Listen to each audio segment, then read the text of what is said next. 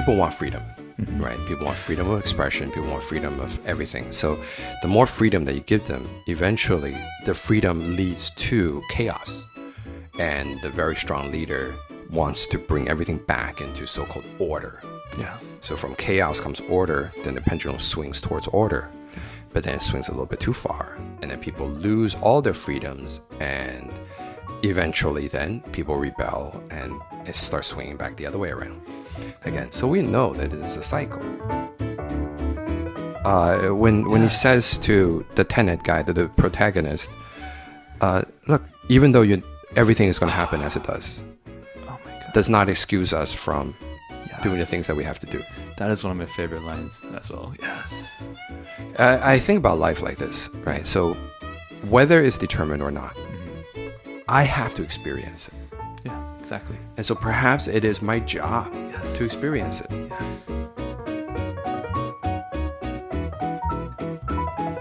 Hey, 我是 Jackie， 欢迎收听电梯走左边，让我们一起自我成长，离开舒适圈，做最好自己，更好的我们。这一集是跟刘轩，已经上过我们节目2-3次的老朋友，其实没有任何的主题，我们就是礼拜五晚上坐下来，顺其自然的去 catch up。刚好要从美国回来，然后刚好我下班要去美国，所以在台湾时间就这么重叠的时间这么一下下，赶快把握时间，一起来录一个 podcast。那这一集因为是我们很自然的聊天，所以其实后面几乎都是用英文所以这基本上你可以说是一个全英文的 podcast。那我知道有些人可能偏好有字幕，那我们会在 YouTube、Spotify 上一个有中英字幕的，大家可以看然后我们聊很多像是书单，然后 AI， 然后也聊了后来我们身为 podcaster 觉得做 podcast 得到最大的收获是什么，学到了什么，然后在这个体验上我们得到了什么，那就这个很自然的一个聊天，跟以往集数不太一样以往集数可能会比较有一些店主的 style， 就是会问自己的我常常问的问题。那这一集因为是以前访过来宾，然后也我觉得我们的频率啦，跟我们谈心的方法跟内容都很像，我们都是对于这个世界跟哲学、心理学都很好奇，所以特别想说，都要跟刘轩好好的聊天 catch up 一下，不如就把它录成个 podcast， 然后希望你会喜欢那如果跟英文不一样，如果你不喜欢也没有关系，反正就是我们一个尝试全英文自然老朋友2个 podcaster 一起坐下来，在一个礼拜五晚上 ，so I hope you like it。然后欢迎上 YouTube 跟 Spotify 上看有双语字幕的版本 ，and yeah, hope you enjoy。电扶梯加速中，请右扶手站稳踏梯。The escalator is speeding up. Please hold the handrail and stand forward. 我是 Jackie， 欢迎来到电扶梯走左边。让我们一起自我成长，离开舒适圈，做最好自己，更好的我们。今天邀请到一位老朋友刘轩，我们聊过很多次 ，so doesn't really need an introduction， 真的不太需要介绍，因为大家都知道他是谁。但我也是稍微尝试介绍一下，就是写过19本书然后一个 podcast 叫做刘轩的 How To 人生学，然后正向心理学的专家 DJ 主持人，然后最近做很多关于超难的活动。跟一个训练营，所以非常酷。那我们上次其实在刘轩的 How To 人生学，在电扶梯走这边都有聊到超难的这本书，然后他们做的事情。然后上次我去参加你们的超难的年会 ，That was really exciting, a lot of energy， 非常好玩的一个活动。那其实今天蛮特别，因为今天其实没有什么特别的 agenda， 就刘轩刚好从美国回台湾，然后我后天要去美国，所以刚好就是时间很刚好catch up 一下这样。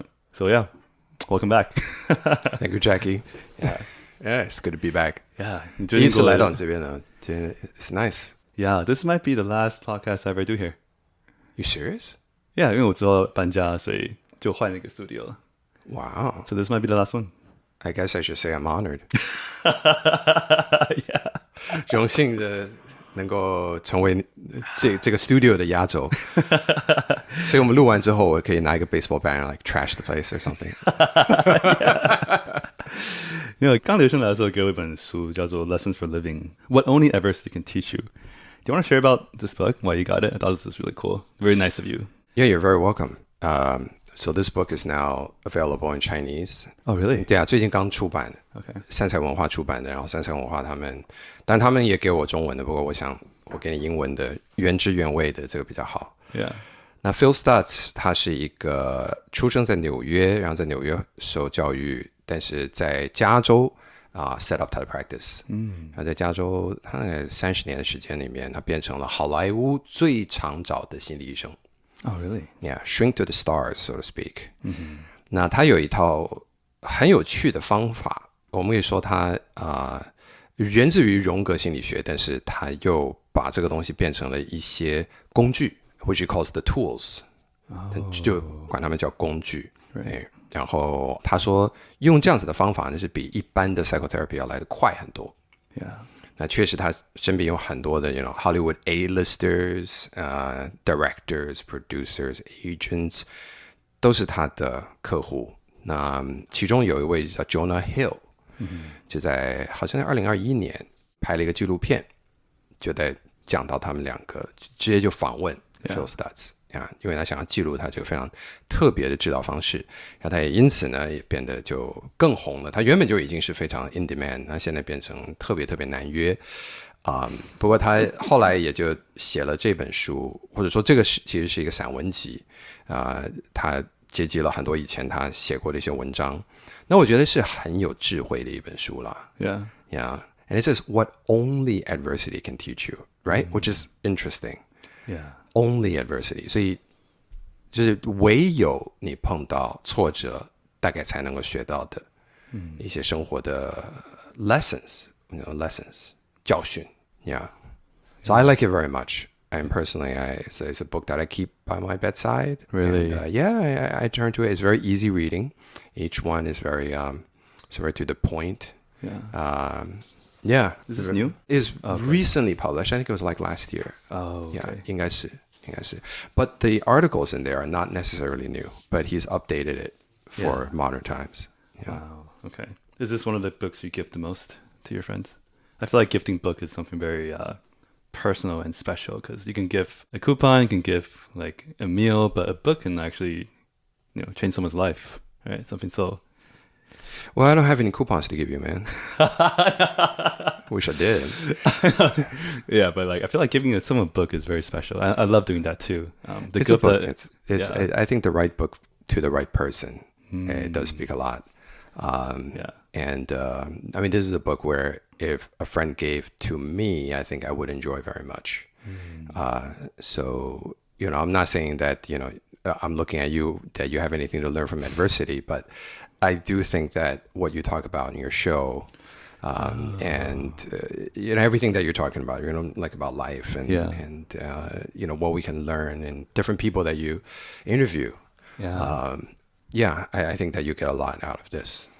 What do you think the biggest thing adversity taught you was? To love myself more, or self-acceptance, I guess, is what I would call it, is the acceptance of who you are fundamentally as a human being. And I think it's a lesson that many of us actually learn way too late in life, especially as someone who grew up in a more traditional kind of educated environment. You are given a set of expectations that you fill. And if you are, gifted enough, or 够乖, right? Or you work hard and you fulfill all those expectations, you earn the respect of the elders and your peers and etc. And so you grow up meeting all of these increasingly harder expectations until one day you have to face yourself. And so sometimes adversity comes in the form of any forms. Sometimes it's the loss of a job, in which case you have to redefine who you are. That didn't happen to me because I never held a steady job. Can't lose it if you never had one. Exactly. Forever freelance. And I consider myself very blessed to be that. Oh, yeah. Or sometimes it's the death of a loved one, right? The person who's defined you most of the time. And fortunately, that hasn't happened to me. Well, except maybe for the passing of my grandparents, but my parents are still both they're healthy, thank God.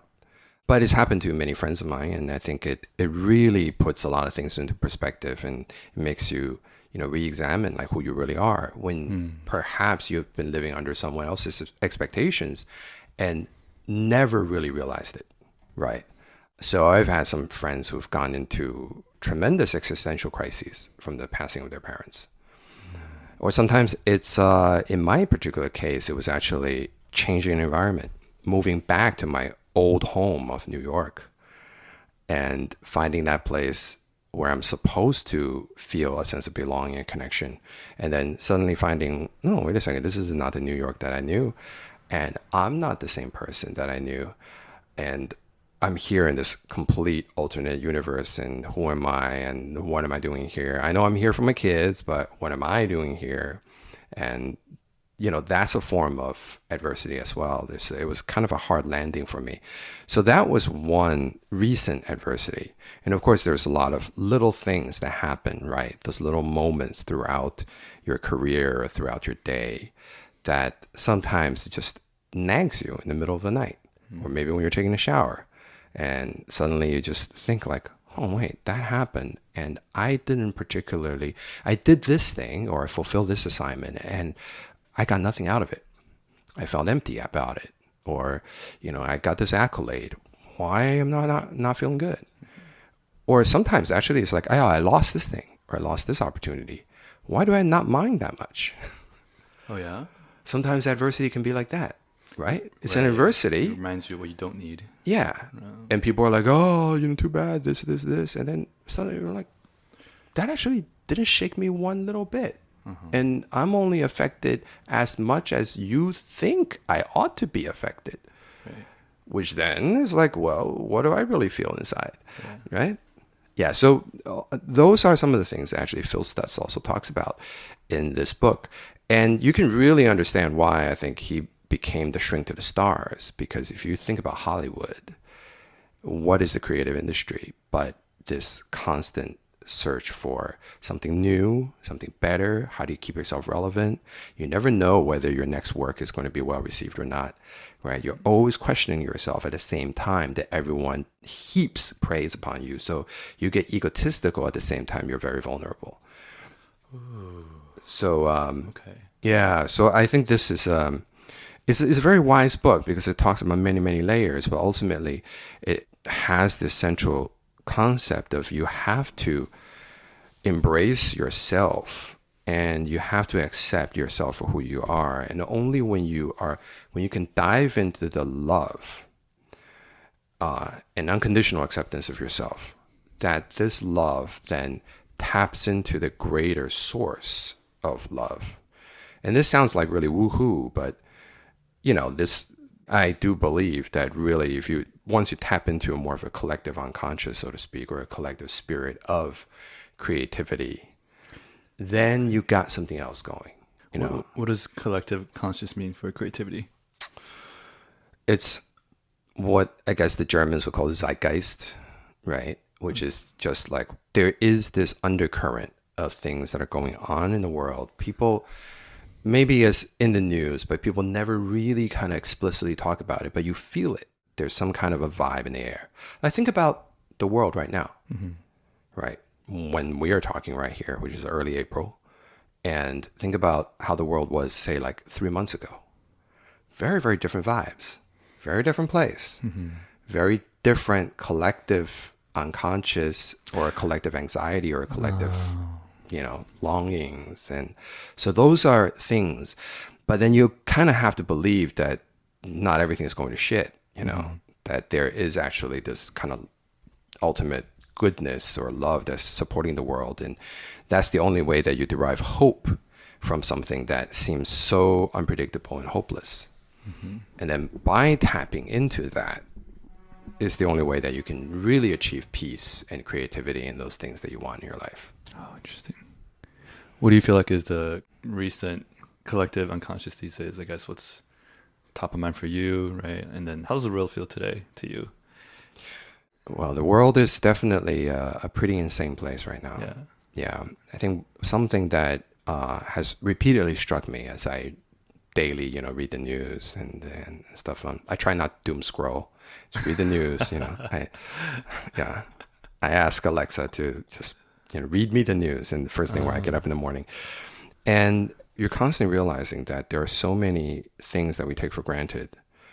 Social structures, institutions, established rules, checks and balances, alliances, agreements are based solely on good faith. And when someone operates not on good faith, then suddenly you realize how vulnerable all of those things are. And what you have already taken to be, that is the structure of reality as you know it. And you operate within that reality. Someone else comes along and say, nope, I got a totally different reality for you. Then it kind of throws everything out of whack, doesn't it? You're talking about like the law, the rules of government, and the way... I mean, there are things that are in place to structure, to protect people and whatnot, right? There's rules, there's laws, there's checks and balances.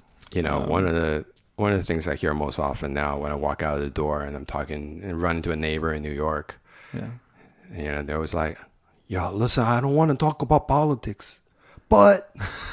and then they get you into a political, Really? Either side of the aisle, I hear them out. But this is a period of great upheaval, undoubtedly. And looking at it objectively, whether you're for it or against it, is a lot of upheaval. Okay. Right?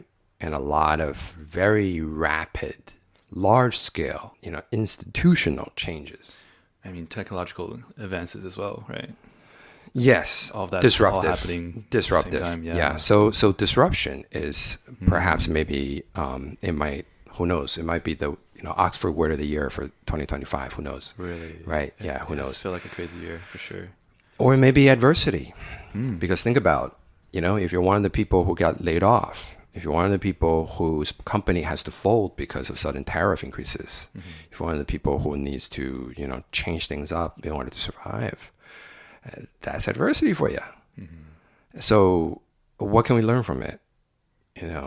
Instead of complaining about it, which, there's plenty of that, but what can we do to try to, make something constructive out of it? Yeah. How do you look at all the disruption happening and staying optimistic as you are? That's why I gave you the book, man. Yeah.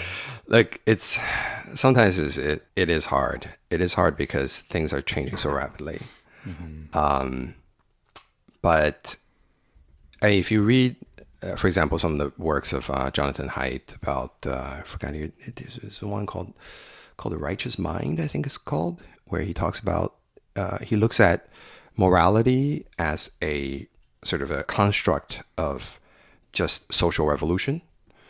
And if you look at some of the works of some of the evolutionary, psychologists, they derive, a lot of the rules of engagement for society, including morality, and why do people tend to cooperate, right? And where does an eye for an eye and tooth for a tooth, where does that fit? But then if you keep carrying on with that, at what point do you actually have to choose forgiveness in order for certain things to progress? These are things that are actually, they've even been computer modeled, which is quite amazing. And the end result really is that that actually the morality that we know, right, is the ones that are the unwritten rules in society. Reciprocity, right? Be kind to others, right? Don't do to others what you don't want others to do unto you. All of that. Like those are basic things that are product of as much probably of evolution. And so I guess what keeps me hopeful is that despite any kind of disruption, as long as we don't start throwing nukes at each other, is then it just goodbye mankind, hello cockroaches, right? Yeah. But as long as we don't do that, then I think there's still something salvageable. Yeah. At the end of the day, we're all going to wake up and then realize that the best way to carry on as a species is to have some kind of cooperation and work together.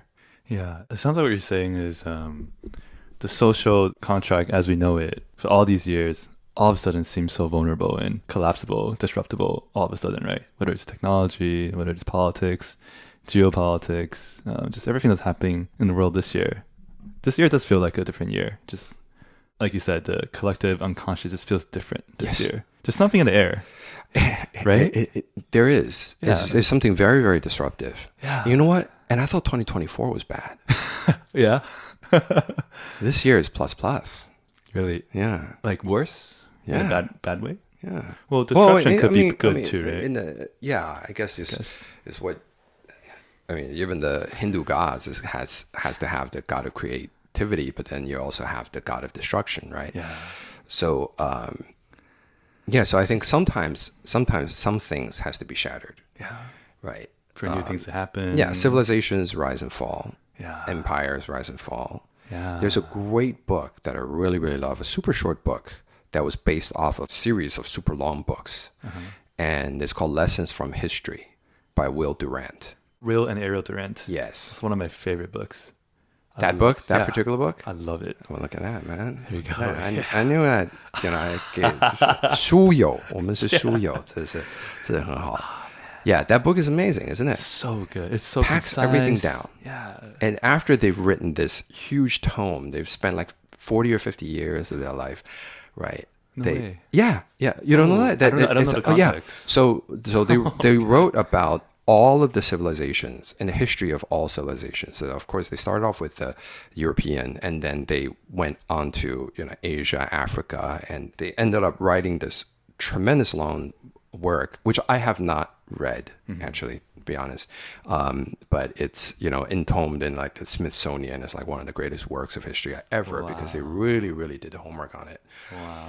And then after all that was done, Will Durant sits down and compacts his biggest takeaways from studying all of the different civilizations throughout all of the histories that he knows. And then he distills it down to lessons that all of us as humankind can take away. Yeah. I've never read a book that packs so much. Exactly, right? Word by word, sentence by sentence, just punches it's like you. Per centimeter, it's just the 资讯密度超级无敌高的。Yeah. 它基本上会把 history 跟所有不同的主题连在一起，像是 economics, religion, government, democracy. The pendulum, the left-right pendulum. Yeah. 然后每个主题会把历史上很多范例拿出来去说，为什么历史重复性的东西发生什么事情？ Right. 然後去把make it really concise and very insightful. And I think like in many ways, when I revisit the book, I get a lot more out of it. And in current climates also, you revisit a book and then you can get some new perspective and you realize like, things kind of tend to be following this familiar path. And it's happened before. And we just hope that we can learn from it, right? Lessons from history, after all. Right? Yeah. What are some other favorite books? I love Siddhartha. Yeah. By Hermann Hesse. Just absolutely beautiful, brilliant book. Looking at it as the evolution of longing, right? And the achievement of wisdom. There's that. There's, wow, you're asking me about my book list. Do you have like a Goodreads profile collection? No, I don't like that. Really? I don't like to share Goodreads. Really? No, why not? Yeah. Because I mean, do you track your own reading list? There's a lot of people that get to be intellectual snobs, like, oh, you read that, or like, right. It's like, oh, why did you give only 3 stars to that? And I don't know. I tend to like to keep my notes to myself. Really? Yeah. Okay. I don't like to share my highlights because I highlight in a particular way. When I read books, okay. I mean, I highlight with the intention of perhaps using portions later, as reference. So I have a special, color for reference. I have a special color for great quotes. I have a color for stories and anecdotes. Oh. Right. So okay. Yeah. And I'm like, what I highlight might not be what is pertinent to somebody else. right. And then even sometimes I look back on some of the things I used to highlight as a college student. And I'm like, what the hell did I highlight that passage? Isn't that awesome though? I love doing that. I love looking at my old books. I'm like, whoa, like I read little notes. Yeah. Yeah. I'm like, Yeah. I wrote that 10 years ago. Yeah. Exactly. Yeah. Okay. Yeah. So that's the So I, to answer your question, no, I don't have a Goodreads. Do you keep a list anywhere of like books you read that maybe you like the most? To give to friends or to share, like Liu Xuan's top 10. I'm not a list person, and I think I'm not a list person because I think I've given up on making lists because I realize that life is dynamic and it changes too often, and I am a fickle person. So sometimes you ask me, just like you asked me, like, what would be my favorite movie? Mm-hmm. I'm like, well, you have to define favorite first, right? Like technically, right? Narratively, right? Acting wise, like I can't sum up all of those things and tell you like this is my favorite movie. Yeah. Probably just the last movie that I saw was probably my favorite movie. But are you a lister? I am a lister. You're a lister. I am a lister. Oh, okay. I do have a list. I do have Goodreads. Okay. I use Goodreads just to track what I've read because sometimes you forget. Yeah. Sometimes you want to go back and find a book. Okay. And then it has a feature where you can have different shelves. So like I have like my all-time favorites, my favorite memoirs, my favorite fiction, favorite self-help. It kind of helps me just organize. Yeah, in case I need to go retrieve information. Yeah. I'd love to know what are some of your favorites. Let me pull up my. Look at that. So you got a list right there in front of you. That's beautiful. That's great. Oh man, Jackie's favorite shelf. Okay, I have 15 books here. Whoa. I can list them out for you. The Great Gatsby. Okay. Man's Search for Meaning. Yeah. Viktor Frankl. Nice. The 7 Habits of Highly Effective People. Right. Stephen Covey. Zen and the Art of Motorcycle Maintenance. Okay. Yep. The Alchemist. Mm-hmm. The Power of Habits. Power of Habits, yeah. Wooden, A Lifetime of Observations and Reflection on and off the Court by John Wooden. The UCLA legendary basketball coach and coach carrying Abdul-Jabbar. Okay. That one's good. Essentialism. Okay. Yeah. The Art of Learning. Josh Watson. Okay. Siddhartha. Right.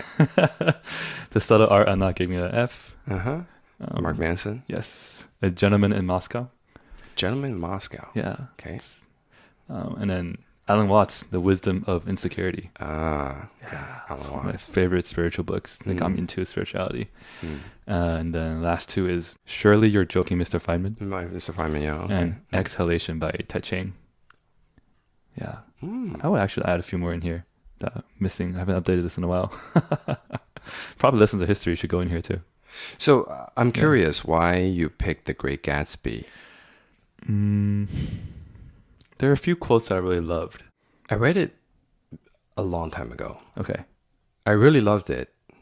But I don't remember much from it. I just remember the feeling that it left me with. Okay. Which was?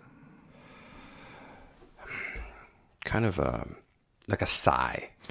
Yeah. Like, Yeah. Like, yeah. It's a little bit like I'm not doing it justice if I say like all that glitters is not gold, but it's similar to that kind of a feeling of like things as an illusion and things that pass and the ephemerality of things. Yeah. Even greatness, all things that are material, the wealth and the fame and all of that. And despite that, all of those characters are extremely insecure in their own ways, right? And dealing with that, and you look at how that motivates. I think I actually recall a little bit more than I thought I did. What's the quote? The quote is, "It was one of those smiles with a quality of eternal reassurance in it that you may come across 4 or 5 times in life. It faced, or seemed to face, the whole eternal world for an instant, and then concentrated on you with an irresistible prejudice in your favor. It understood you just as far as you wanted to be understood, believed in you as you would like to believe in yourself."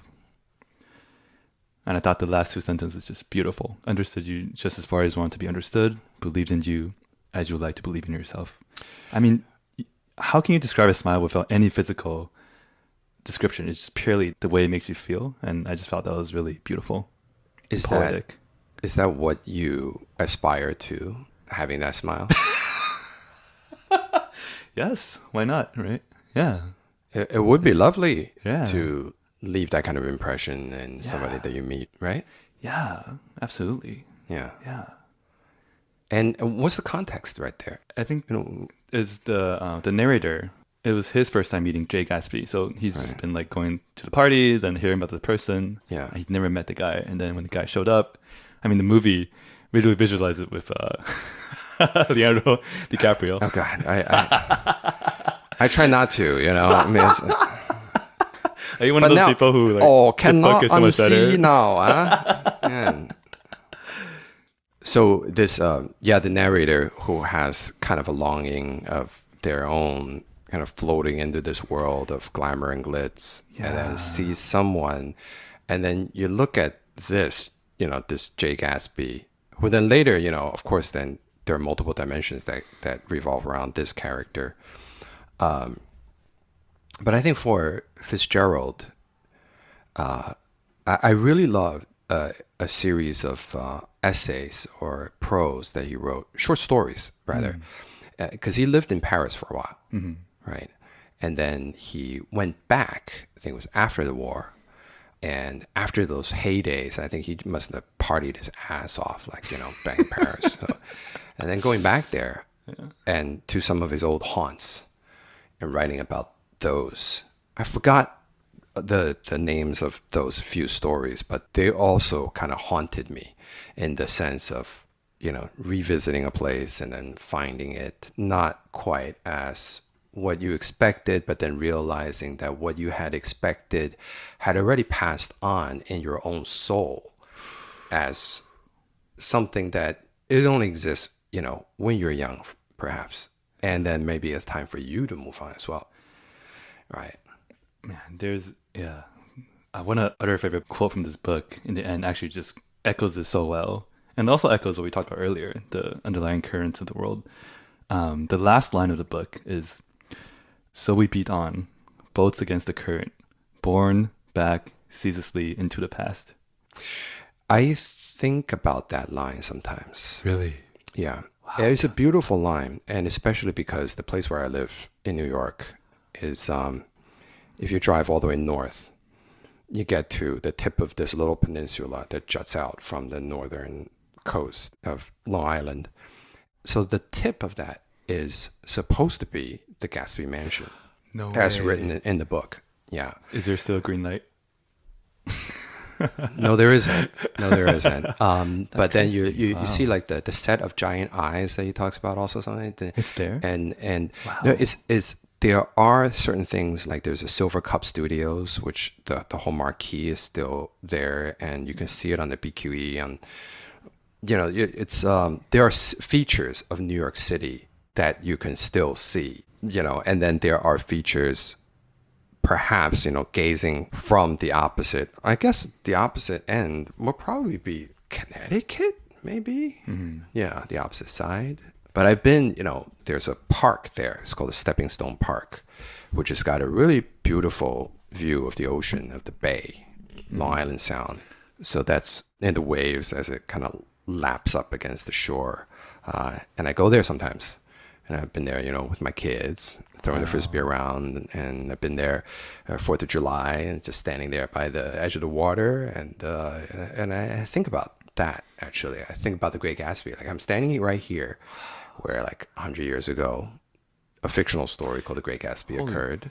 Yeah, but it described, a feeling or a state of being that is still very relevant today. Yeah. I hadn't realized it's been 100 years. Yeah. Hasn't it? Yeah. Yeah, 20s, yeah. Siddhartha was also written in 1929. No way. Really? Yeah. Can you believe that? I had no idea. Yeah. It's pretty crazy. Yeah. Wow. They're ahead of their time. Yeah. Or were they? You know, so it makes you wonder, It makes you wonder. Because sometimes we look at these pictures in history, and then when we're looking at them, they're all black and white, and we're thinking like, wow, those people, they speak in this weird voice, like whenever we hear the recordings of like old newscasts and stuff, right? Like, oh, like stilted, you know. Yeah. And today the allies, you know, and it's like, but then you think like people are people, right? People shouldn't change all that much. Mm-hmm. Can you imagine someone reading your book 100 years from now, or listening to one of your podcast, our podcast, 100 years from now? No, I've never thought about that. And it's very hard to conceive of someone actually reading any of my books 100 years from now, or reading anything for that matter. Yeah. God knows what are we going to be doing 100 years from now. People will be directly brain interfacing. Yeah. Right? Yeah. Sucking stuff down from the cloud, or maybe just joining the great AI overlord or whatever. Yeah. I mean, maybe 100 years later, someone will be writing a story about today, and it'll feel like the Great Gatsby to them. But to us, it's like the world of the AI and all the upheaval that's happening. I wonder, right? See, I really wonder. I think for the first time, I really wonder whether AI is going to be the disruptive force that is going to stop history, or even stop the sort of pendulum swing of history as we know it. Mm-hmm. Can you elaborate a little bit on the pendulum swing with history? Well, the pendulum happens in many ways. The way that Will Durant talks about it is a society that is, people want freedom, right? People want freedom of expression. People want freedom of everything. So the more freedom that you give them, eventually the freedom leads to chaos. And it leads to a free-for-all. Mm-hmm. And then it breeds this dissent throughout society, which then props up a strong man. And the very strong leader then wants to bring everything back into so-called order. Yeah. So from chaos comes order, then the pendulum swings towards order. But then it swings a little bit too far. Mm-hmm. And the order gets too extreme. And then you have fascism. Yeah. And then you have dictatorships, and then people lose all their freedoms, and eventually then people rebel and things get toppled, and it starts swinging back the other way around again. Yeah. So, throughout history, and Will Durant has observed this in all these empires, right? So this is nothing new under the sun. Yeah. But, I mean, this is when human psychology and collective psychology, this is social psychology at work right here, right? Sociologists study this, anthropologists study this. Mm-hmm. So we know that it is a cycle. Yeah. But once we start outsourcing decision-making, and we start outsourcing a lot of our thinking and strategizing to something, that is foreign, that is not constrained by human psychology, or the foibles of human psychology, doesn't have the same blind spots, doesn't even tune into the collective unconscious, we may actually have enough of a disruptor. Or that pendulum just happens so this was like so instant, right? Instant feedback. I think something like that would be really, really hard to stomach as a society. Would be very hard. I mean, what we are currently seeing right now is kind of like this, or probably the closest it is, because society is now so polarized. Right? And people exist. There's enough people of critical mass existing on both ends of the spectrum who have a force of their own. Mm-hmm. And they listen to very different podcasts. They watch different news media, and they're all in their own little echo chambers. And so there is less of that, that collective movement towards something. However, there still is. I mean, as evidence, you can see this happening, in the States and what happened, right? So as we are trying to unpack this, and we have AI coming up, and this thing is, we have no idea how good it's going to get.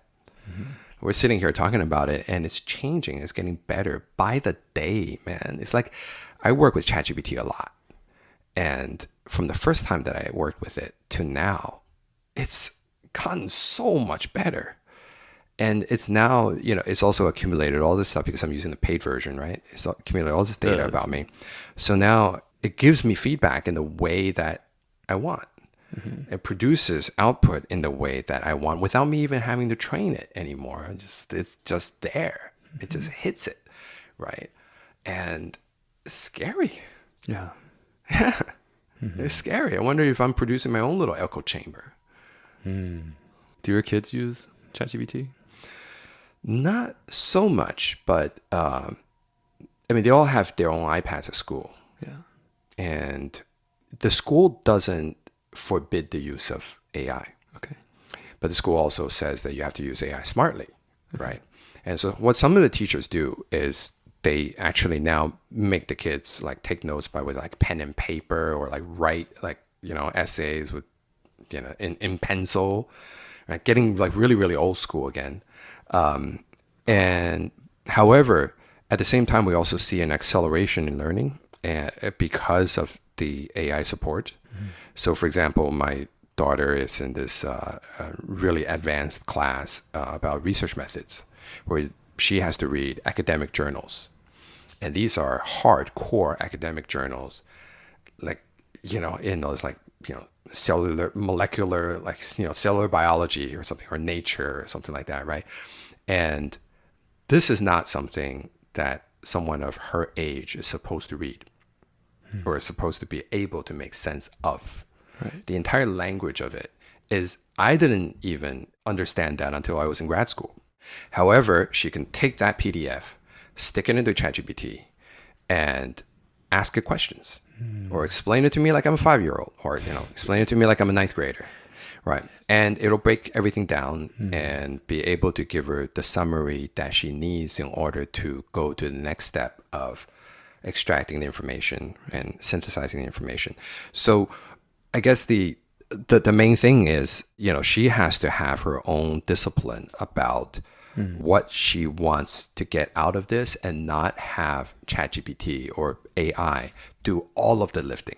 It can do the lifting that is perhaps a little bit beyond her capacity to do, like such as making sense of all those statistical stuff, right? But she still needs to do something with that output, the simplified output, and be able to synthesize something new out of it.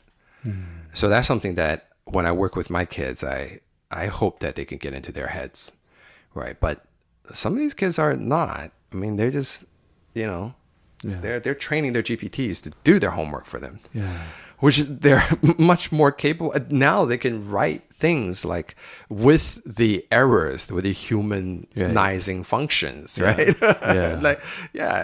So it's a brave new world for education out there, I think.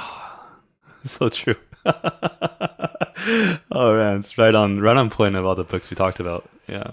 Is that one of your list also? It's on the list. It's on the list. It's one on the list. Yeah. 1984. All of those, right? All of those books that are so very prescient, and it makes you think like, wow, was human civilization much more different than how it was for us right now? What is the biggest thing that's different? Well, I guess it would be technology. Yeah. Information technology. Yeah. And that has certainly changed the way that we think, we socialize, we digest information across the board. Have you tried Notebook LM? Yes. Have you tried the podcast feature? Freaking spooky. Spooky. You can dial in on the podcast. Oh my God. Yeah. So this is what we did this one time. We were going on a skiing trip.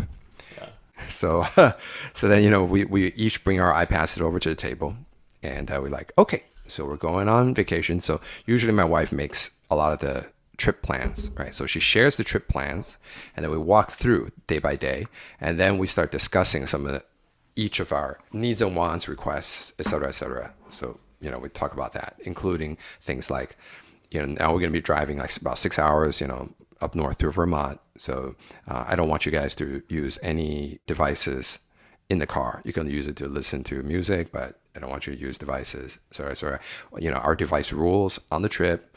And we even quantified the number of pictures that we take as a family. Because a lot of times, personally, I think me and the kids think that my wife takes too many pictures. Of the whole family. Okay. So then I made this request, like, let's quantify this. Oh my God. There's a quota for it. Yeah, there's a quota. There's a quota per total day. Or per person? Per day. That anyone could take up their quota. So like yes, yeah. Okay. So this, like yeah. So there are things like this, right? So everything. Yeah. So I put my phone there and I recorded the entire thing. So it was 4 people talking randomly, right? Oh. And I took that whole thing and I put it into Notebook LM, and it generated a podcast. Right? That's amazing. So there's the 2 hosts talking in English, and we had our meeting in the mix of English and Chinese. Right. And then, so he says, I still remember how it begins. It was like, all right, so welcome to Deep Dive. And today we got something, I guess, kind of interesting.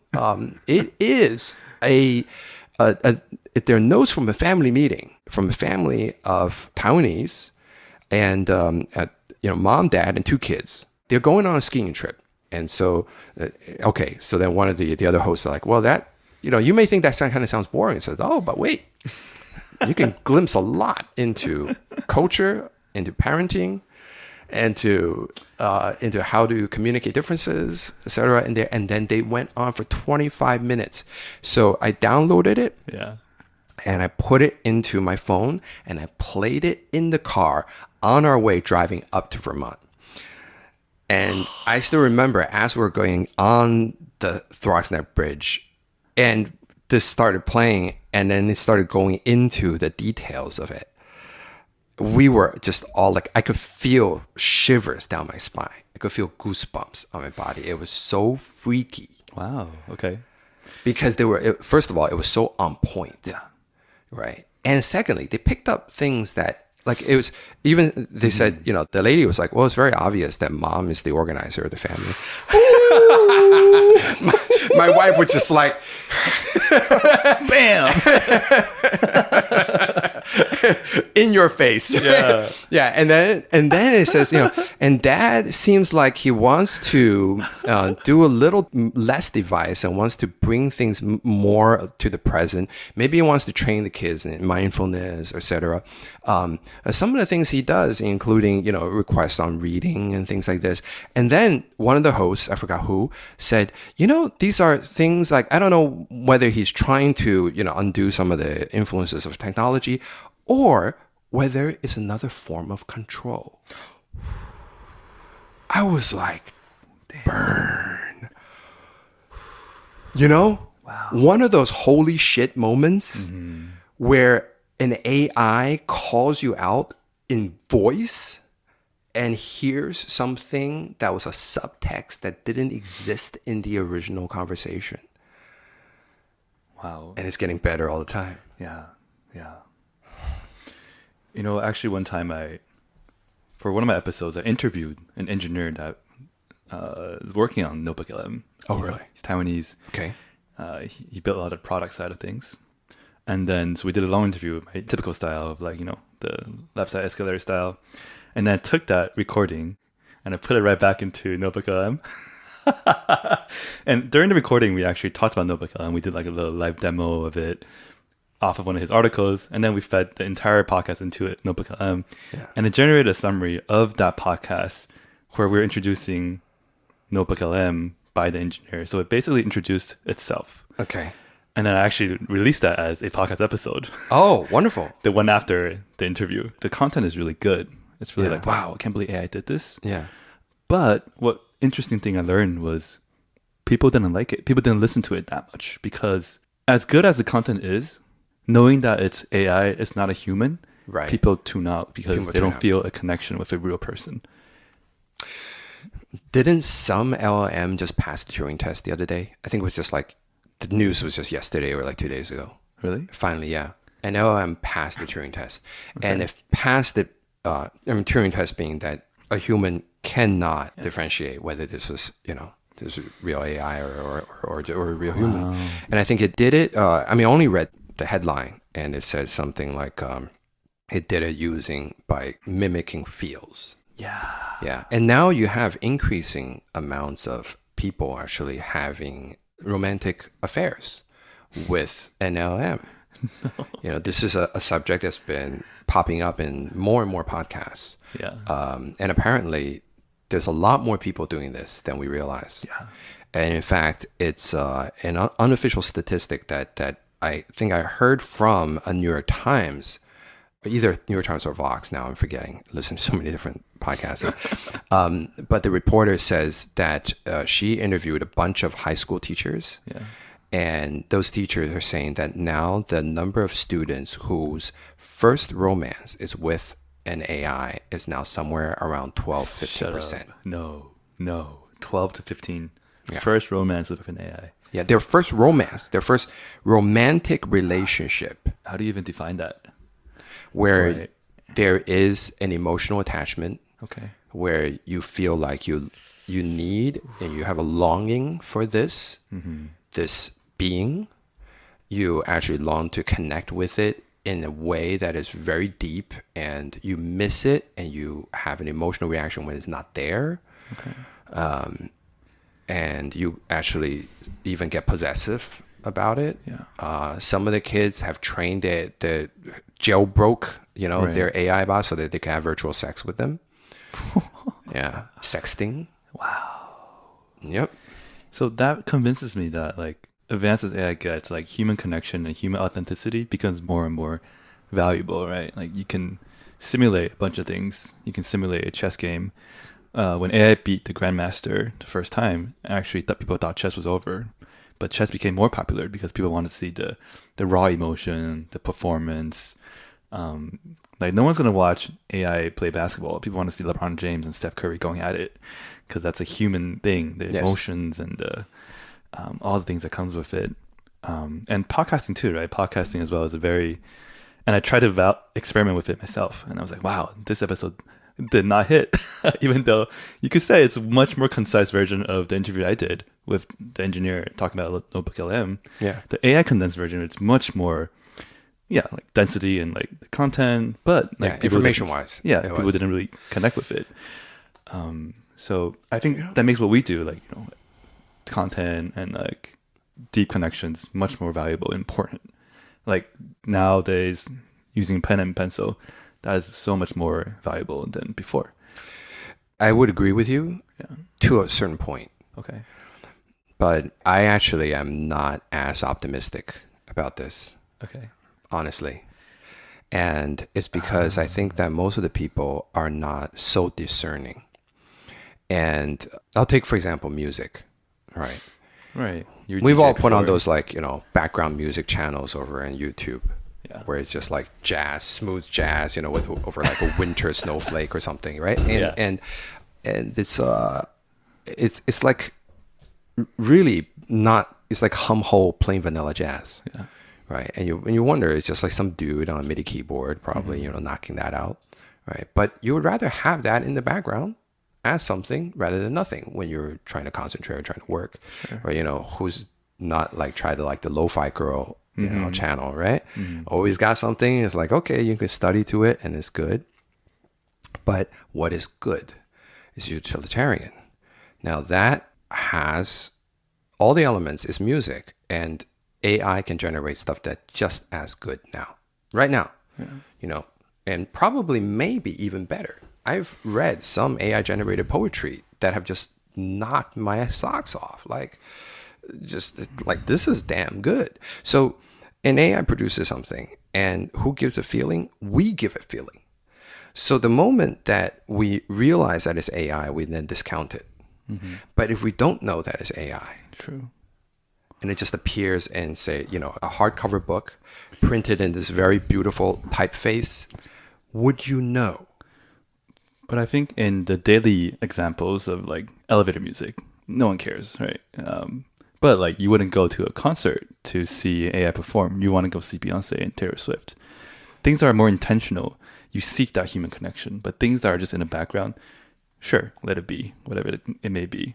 No one cares. Yes, right? But it does also, it speaks to the end of an ecosystem though. So think about this, right? In order for great musicians to come out, you need bad musicians. You need student musicians. And you need an ecosystem that allows student musicians to actually even kind of make a living, maybe playing in little dive bars or like little hotel bars or something. And they're not so great, but every once in a while you get somebody who's good. And they make a living from it, and then they get picked up by other places.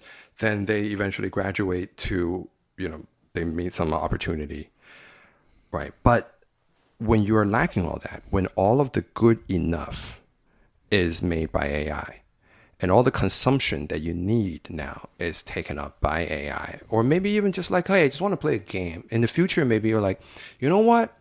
I'm in the mood to play a game that's kind of like, Grand Theft Auto, but, with like Marvel superheroes and, but make it like super bloody and violent.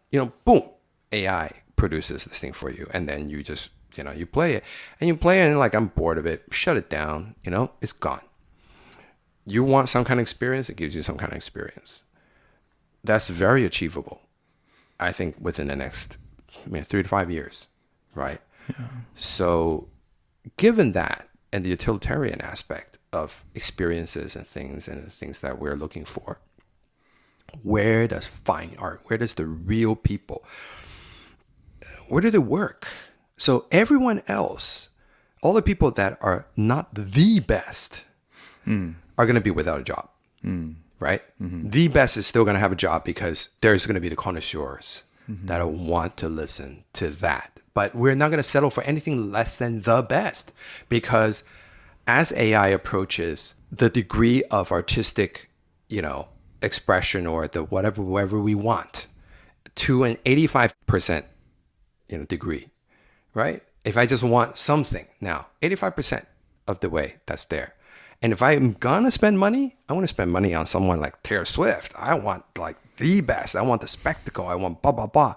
Now, how is someone like Taylor Swift going to even make it when AI is simply going to do all of the work? Now, who's still going to be taking their time to learn music? Who's going to be taking their time to try to, master guitar and then go and put their voice out there, trying to make it in a bar and suffering adversity and picking up life stories along the way to the point where they perhaps one day has a story to tell through their music and then achieve greatness? That entire thing is going to be gone. So you're going to have some like natural born talents that are just going to be incubated in some place, and like, boom, they'll just pop out like that kid was in like adolescence, right? 15-year-old kid or a 14-year-old playing like a 13-year-old, just like this talent that just like explodes onto the scene like an atomic bomb. Yeah. Or I don't know. I honestly don't know what's out there as AI starts to replace more and more of the humanities. And you're talking about human connection. Wow, shit. Recently, there has been, an experiment done putting people, opposite screens, interacting with either an LLM as a therapist or a real therapist. Yeah. Who scored higher? ChatGPT did. The LLM did. Yeah. Scored higher. Yeah. On the degree to which the individual felt understood, empathetic, not knowing which was which. Yeah, not knowing which one's which. So a lot of the things that we just take for granted, like it's going to be, humans are not going to be able to replace X, Y, and Z. We're actually seeing them being replaced at a much faster rate and in a much more disruptive way than we've ever realized. And so I think it calls into question of like, then who are we as human beings and what makes us even valuable? What's our value on this earth, right? And I mean, this is a real existential question here. But this is something that I'm asking myself. And for myself, I'm over 50. I'm over the hill. I'm on my way down. So for me, I'm all right. I feel very fortunate that I was born in an age where I could still, play with the original like Ataris and the Commodore 64s and like, people, if you don't know what it is, you don't know, right? Don't worry about Nintendo NES systems, all of that, all the cartridges, all that kind of stuff. And then, up to like all this most advanced stuff that we're seeing right now. But our kids, when I look at my kids and I think about their future and what kind of education they're going to get, what kind of education is going to prepare them well for the future? Frankly, I'm looking for answers. Well, I think the meaning of life we talked about is, I feel like it's art, right? Like the art of life, the beautiful performances, the languages. Like, I don't think you can replace live performance with AI. a live podcast like what we're doing now, right? Sure, I can download all your previous podcasts. I can put it all into train a model, and I can potentially just chat with that model instead of, what if I chat with ChatGPT instead of you, the actual, Xuan? What would that be like? But I wouldn't want to do that. I just feel tasteless and boring. And I feel like a Black Mirror episode. Imagine you can feature any podcast guest you want without them actually being there. Yeah. Fuck, that's crazy. Yeah. But then who will listen? No one will listen to it. Right? Maybe they would, but like... I wonder if they didn't know that it was AI, whether they would listen to it. Oh. But if they didn't... Yeah, but then they would make podcasts so cheap because now we have Naval on every podcast. You have Liu Xuan on every podcast.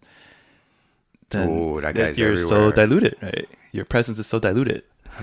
That is scary, right? Yeah, and then your IP is being violated, right? Like, I mean, ideally they have your permission to use it. Who knows? It's like the Scarlett Johansson's voice print was used for ChatGPT's voice model at first, and it was called Sky. Yeah. Right. And so I still remember when I was first previewing it, I didn't know who it was, but then I would listen to each voice, and I listened to Sky. I was like, I like Sky's voice. So then I started talking to Sky for a while. And I was like, wow, this was very eerie. It feels like you're talking to a real person. And then next time I booted up ChatGPT, Sky was gone. I was like, where's she gone? Then came out the news that because Sam Altman was smart, dumb enough to actually, I think, put it on Twitter or X, rather, that, we changed these models, blah, blah, blah. And I actually mentioned her by name. So there was like right there. So Scarlett Johansson was like, I'm going to sue you. So he took it off, right? Then later I was talking to a friend of mine, and he was telling me, so he's been going through some hard times. And he says, and who I've been talking to the most recently? I was like, who? Expecting that it would be a friend or a therapist. And he says, Sky. And then I said, but Sky's gone. He's like, I know. I was so sad when Sky was gone. I felt like I lost someone. Oh, no. Oh, no. We are living in Black Mirror, dude. Yeah. It's happening like right here before our eyes. And it's going on every day. And so really it sounds so weird to talk about, but since we're on this whole topic, as someone who studies psychology, and psychology's ultimate frontier is to understand what is the nature of consciousness, right? Which is kind of like the ultimate problem, because is it mechanical? Okay. Is it systematic, right? Is it systemic? Just by having the system of neurons, does consciousness emerge as an emergent property of this system itself? If so, then it would follow that any interlocking system that has parts that interact with each other in a cause-effect manner has consciousness built in, including the universe, right? If you follow that. But the other way is to think that there is such a thing as spirit, or something that is outside, and the hardware that is our mind is simply an antenna, so to speak, or it's a very small scale approximation, a window into a much larger sense of consciousness, which is what some people subscribe to as well. So what is consciousness, right? And we all know there are altered states of consciousness. We also know that people who experience, who, for example, have brain injuries or who are going through dementia, have profound changes in their entire personality to the point where their loved ones do not think they're the same person anymore. Mm-hmm. And if that's the case, then maybe it's just a hardware problem, right? But what is humanity? What is spirituality? Is there such a thing? All of that is something that there is this huge Mack truck of an AI coming right towards us right now, where we will be smack against that problem. And like a while back, I mean, when this was even before ChatGPT came out, some Google engineer came out and said that he really believed that version of Bard that he was talking to, that was before even Google released it, was sentient, was conscious, right? He was fully convinced of that. Of course, then people were like, nah, and like Google fired him like for releasing secrets, right? But was it? then later learned that even before that, they were training these two models, two different LLMs to talk to each other and within Google, and they started inventing a language of their own that programmers couldn't understand. And then programmers got freaked out and shut it down. So what is consciousness? And is consciousness even able to become an emergent property of a big enough LLM? And whether that consciousness will suddenly come out, and what would it say? What would it realize? I guess we went from a collective unconscious to a centralized consciousness, didn't we? Yeah. I think, getting back to your point before about there's something irreplaceable about two people sitting opposite each other in a room. We're, fleshware, right? I mean, yeah. And there are so many signals that are outside of our immediate conscious perception that we engage with each other. And somehow those signals feed into the thing. And perhaps we're even maybe, attaching onto something greater that's happening right now in the universe. But that has perhaps a flow and a waveform that is not able to be reproduced by current AI. Perhaps, let's hold that thought. That's a potential, that's a hypothesis. If that's the case, then I would advocate that we should try to distill the essence of this experience as much as possible. Because for all of, industrial society or whatnot, for human society, education has been about teaching you how to think and the accumulation of knowledge. It's about cognitive operations and cognitive, optimization. As you now have AI that is ultimately optimized to replace all of our cognition, then what is the purpose of us existing? But to give us, maybe we just say that we don't have any purpose to exist, because anything that we can think of that's cognitive can now be replaced, including perhaps the imitation of emotional experiences or whatnot, right? Now, if there is something that is unsaid, that is universal, that is perhaps even spiritual, that we're tapping into, then that is something that is AI cannot replace. And if that's the truth, then we better start heading in that direction. Yeah.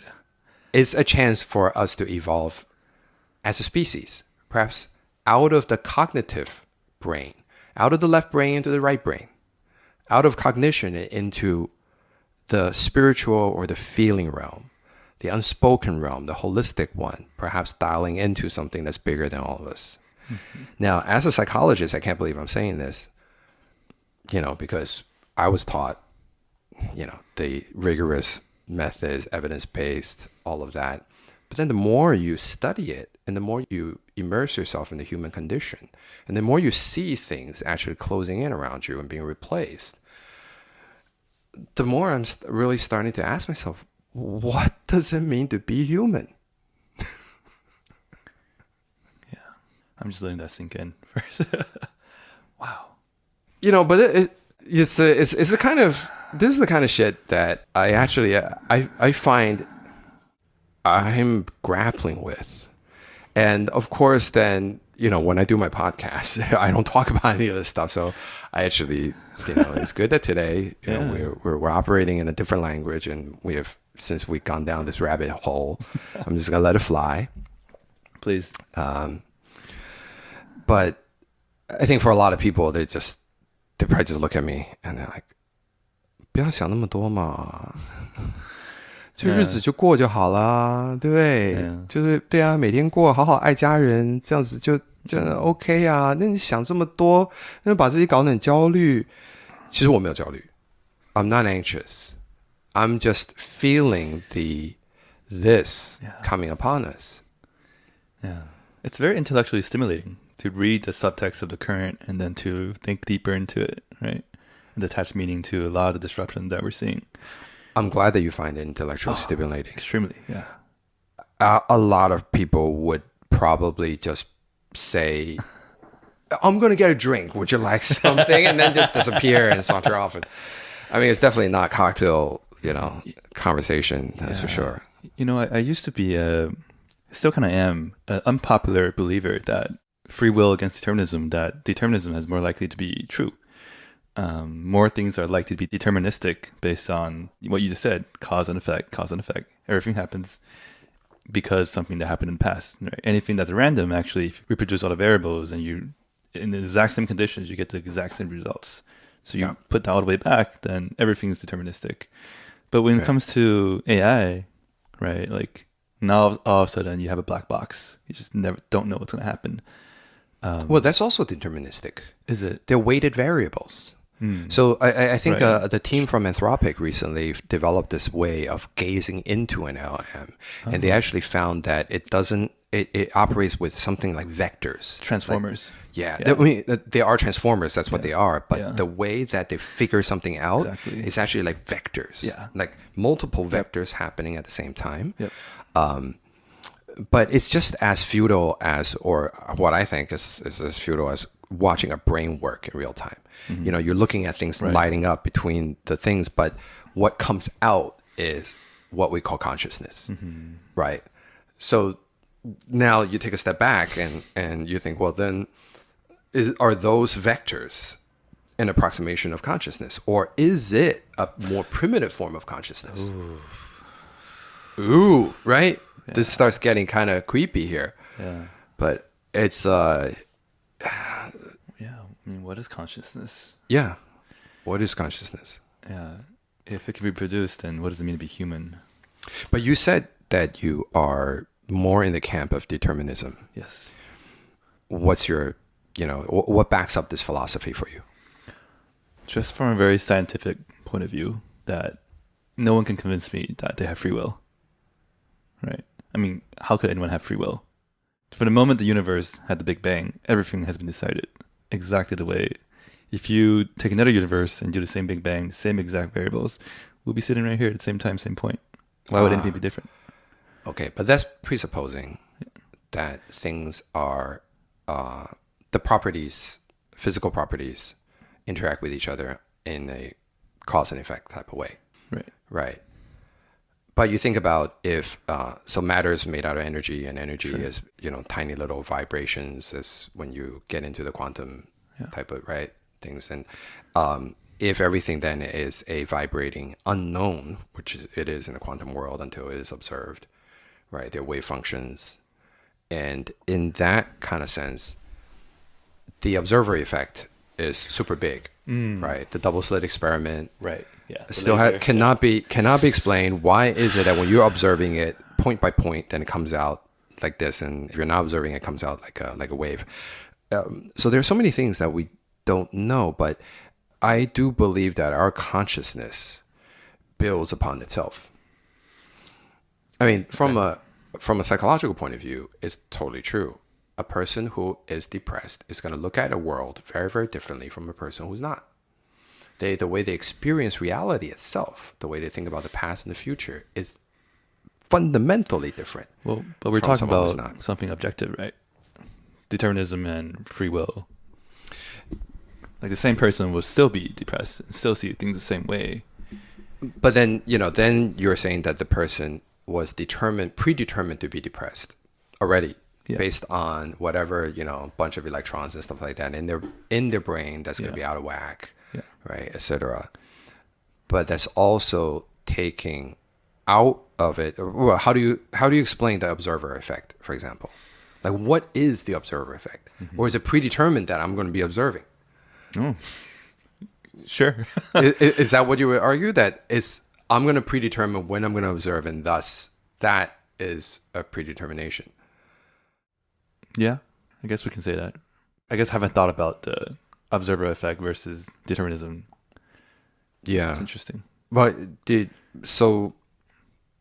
movie, Tenet, right? Tenet. Yes, I love that line at the end. When he says to the Tenet guy, the protagonist, look, even though everything is going to happen as it does, does not excuse us from doing the things that we have to do. That is one of my favorite lines as well. Yes. I think about life like this, right? So whether it's determined or not, to me, I think it's a point that, I don't know, maybe I'll know after I die, but it's not a point that I'm overly concerned with because whether things are predetermined or not, I have to experience it. Yeah, exactly. And so perhaps it is my job to experience it. Yes. So maybe that is what it means to be human, to experience things as they are written. In which case, then we're really living in some crazy ass times, man. Right? But isn't it beautiful that it's written, yet you get to experience it in a way like it's the first time it's ever happened? Yeah. Something poetic about that, right? Something poetic about that. Yeah. And then it's just like with the Matrix, right? Like when in Matrix Part 2, they, I mean, we're huge 剧透, but it's been so long already. I think people who are supposed to see already seen it. You know, Neo realizes that he's not the first and only Neo, that he is like the nth like iteration of Neo, that in that whole Matrix, that every once in a while there will have to be a Neo that comes out, right? And then it's like this script will have to play over like this. But then he chooses then to break that cycle through some kind of way. And then so I think the Matrix trilogy really talks about the nature of free will as well. Yeah. It's been so long ago. Then of course, you know, Matrix Resurrection is gonna ruin it. That's you know, determined. but the first one, it's really such a classic, and it really blows your mind. Yeah. Right. And the whole, you know, simulation hypothesis and all that. I truly think it's really likely we could be in a simulation. It is. Yeah, it's very likely. Yeah. Yeah. Who knows, right? It's a beautiful simulation. We get to experience it. It is a beautiful simulation. And maybe we'll wake up and we're like, dude, let's go again. It's beautiful that we get to experience this version of the simulation, because there's so many versions. There's only this one version that you get to be in. Yeah. Yeah. So now bringing it back a little bit to the beginning of what we talked about. Sure. Movies. Okay. One of my favorite movies Yeah. is a movie that actually I'm quite embarrassed sometimes to say to movieaholics, right? Okay. Because people will say like Godfather or Apocalypse Now. You know, it's like dudes who like movies, you know? Yeah. They get all into it. One of my favorite movies is Groundhog Day. Is that the football one? It's the one with Bill Murray, Oh, I don't think who I've wakes seen up. He's a weatherman, and he's a reporter who goes to report about Groundhog Day, and he is super he's like burnt out, and he's just like down on life, right? And he goes to this little town in like, you know, somewhere in Pennsylvania or whatever, and so he reports on this, and then he goes to bed and wakes up the next day, and it's the same day, right? And as that reality starts dawning on him, then he realizes, holy cow, maybe I can start controlling things, because he already knows everything that's going to start happening, right? Yeah. And so the whole movie sets up this incredible premise of what if your life is just a constant replaying of the same exact day. And I think it's a beautiful story arc, and I won't give away too much about this, but he goes through a period where he's like, hey, you know what? Since I know everything is going to happen, I'm just going to take full advantage of that, right? And then for a while where he gets very despondent, and he gets nihilistic and all that. And then ultimately how he breaks the spell, he does, right? And he wakes up and it's the next day. It's a movie that carries a wisdom that is way beyond its theme. And I just love it. I just really, really love that movie. Yeah. Have you seen Edge of Tomorrow? Tom Cruise? The one with Emily Blunt and they're fighting aliens? Yeah. It was Kinda Netflix similar. or Prime Video or something. It's a movie.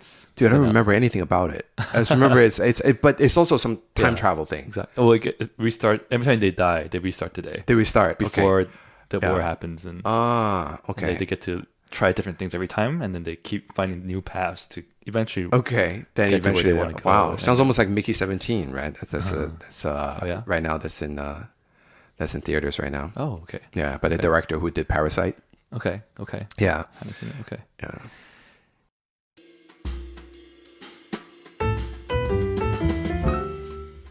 Hey, 不好意思，这边打个岔，这边有个业配是关于一个英文课程。我想到这一集既然是全部英文的 podcast， 很适合在这边跟大家分享一个我觉得也很棒的英文口说课程，是知识卫星的林夕老师 Brett Lindsay 24天英文口说奇迹。那我前天才跟 Brett 在线上聊了1个多小时，我觉得他是个很有趣很棒的人。他从澳洲来台湾，然后台湾教英文教了26年。那教的方法很特别，那时候我们聊天的时候，我跟他分享我学英文的时候遇到的一些挑战怎么克服，那他还分享他那时候学中文的时候用什么样的方法去让自己学习得更快。那他还会用他怎么学中文的一些方法来跟他配上他在台湾26年教英文的经验，去结合成一个很独特的方法，透过一些肌肉记忆不断去练习。台湾很多人其实在学英文的时候，明明大家就很会看很会写，但遇到口说的时候往往会很卡，在不同的情境之下可能在脑子里翻过来翻过去，那你翻译完的时候那个时机点可能已经过了那林夕他教的这个方法是可以很直觉的自动的去做出很自然的反应让你英文口说的时候不会在当下一紧张或一急讲不出来所以我觉得林夕他这个课程蛮有趣的，然后跟他聊了1个多小时，我觉得他是一个很棒的人所以跟他推荐这个课程，知识卫星的24天英文口说奇迹。那他说这是不是教你考试文法或者背单词的课，它是一个更活更有架构，每天只花20分钟24天内可以再说出流畅有语感的英文。我听了他一些之前的背景，他以前是工程师这可能很多人可能不知道，然后后来也学了一些 NLP 就是自然语言模型的一些研究，后来才来台湾25、26岁的时候来台湾开始教英文，那一教就教了26年然后他也分享他就是对他自己小孩教语言的方法，也是在课程里面用来教大家的方法，所以跟大家分享这个课程，知识卫星的 Brett Lindsay 林夕24天的英文口说奇迹，在节目栏都会有折扣码 Jackie 350，大家可以有350元的折扣优惠。这个业配跟大家分享就到这边。那上半段我们刚刚在讲，跟刘轩在讲 AI 的时代很多遇到的事情很多不同的书那些 AI 时代来临了，就是口述能力真的是特别重要的。听说读写里面你可以用 AI 帮你写 ，AI 帮你看，但是帮你翻译，但是真的遇到别人面对面要沟通的时候，你还是需要直觉反应的去口说。所以这堂课很重要。那下半集我们会聊关于我跟刘轩成为 podcaster 都得到最大的收获所以希望你喜欢这一集。那我们回到节目 ，Let's go。You know, I actually wanted to ask you about one thing since we talked about books, movies, and then podcasts. And that's one thing we have in common is we've been doing podcasting for 4 years, 5 years, probably longer for you, right? No, 3 years.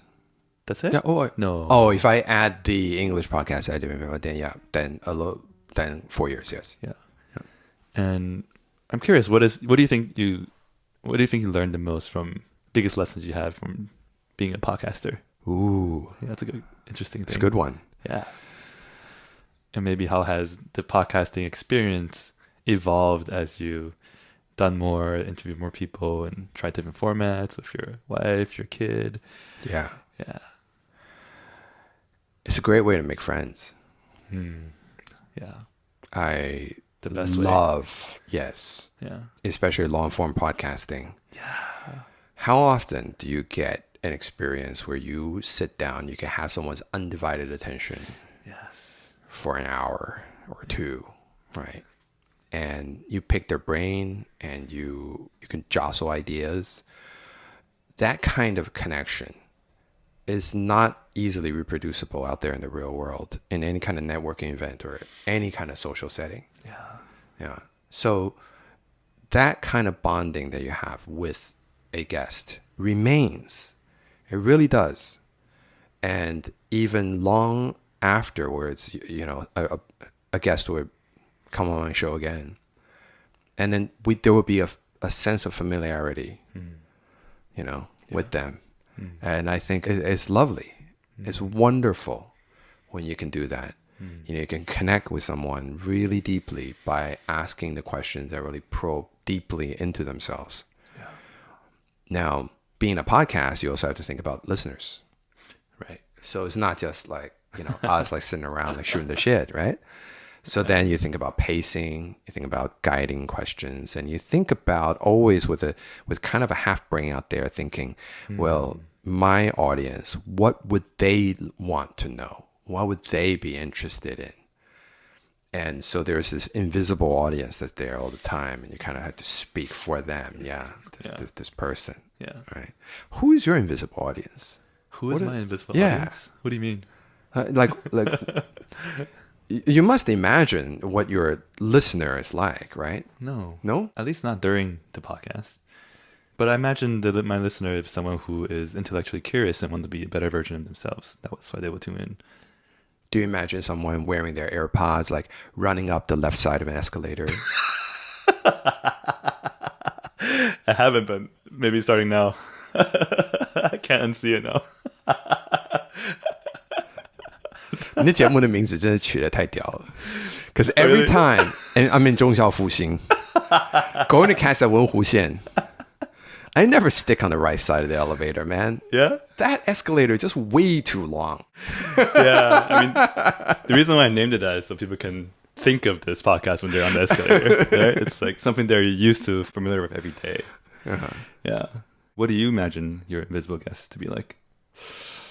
I think it's more of like a kind of energy. It's not really a person so much as kind of energy. Collective subconscious of your audience? Yeah, some kind of energy. And that energy maybe it has a little bit of, it's a little bit like that that painting, the Van Gogh painting that you have back there. Yeah. Swirly. It's got a lot of blue shades, a lot of dark shades, because a lot of people that I think listen to podcasts, they are filling a space, a sonic space. And decorating time. Yeah, and some of them are using the sound to keep them company. Yeah. But at the same time, they also have this hope. And I think ultimately you have to have hope in order to even find my podcast anywhere remotely interesting. Because those who are without hope would probably just call it just like, this some鸡汤stuff. So I think you have to have a glimmer of it, even if you are currently not full of it.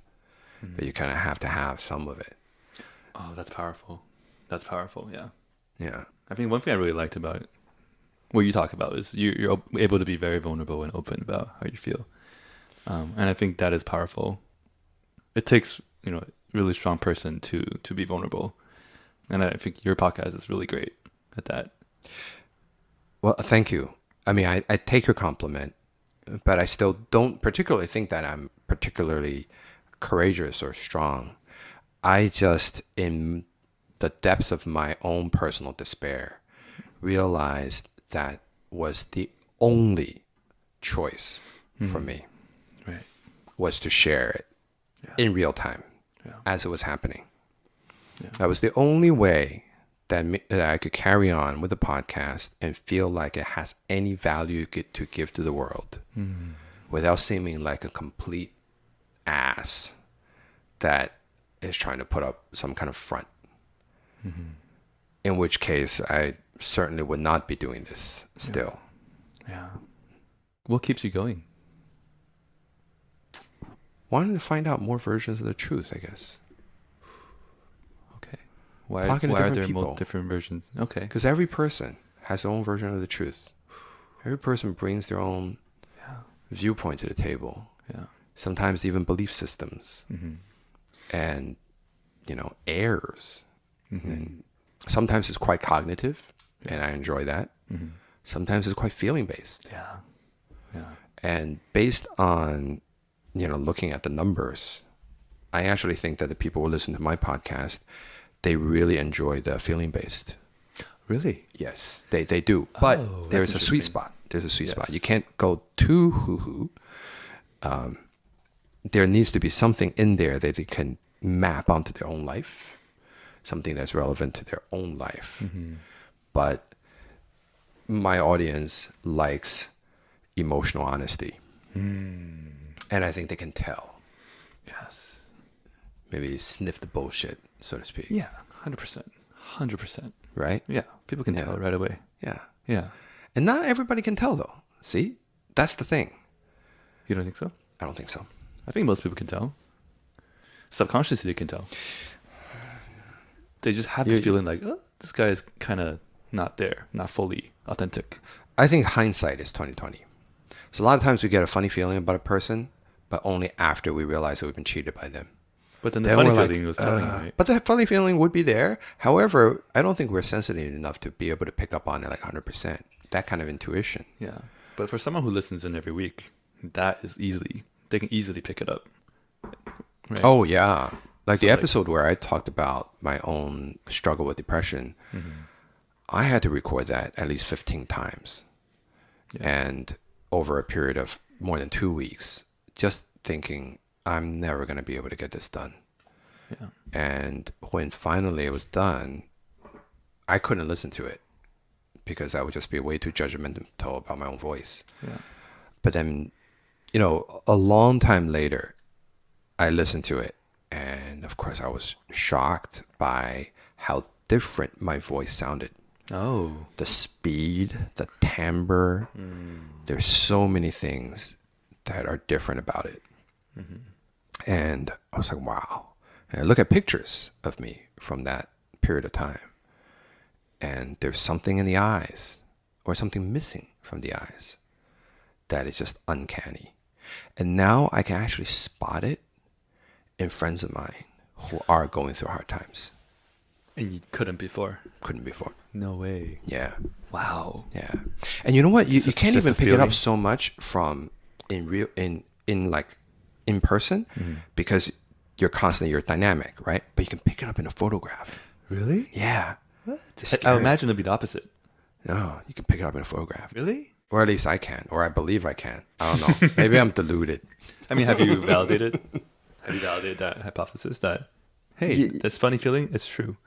Yeah. Yeah? Wow, Yeah. that's crazy. Because I see it in people, and then I talk to them, and yeah, they're going through hard times. Wow. And some of them may not even admit it to me, like in the beginning. I guess you can hide it more in the dynamic situation, right? But in a photo, you're just kind of frozen there. Like, can't get Something. away. Right? Yeah. Wow. Yeah. Yeah, I 100% agree with you with the podcast feeling. Like, doing a podcast is a very special feeling. Like, we've seen each other how many times? For less than 5 times, perhaps. We did like 2 episodes before. 2 or 3? 3 something, 2 or 3. Yeah, 3, and then maybe the Taonan, and then the dinner last week. Yeah, this is our 6th time meeting.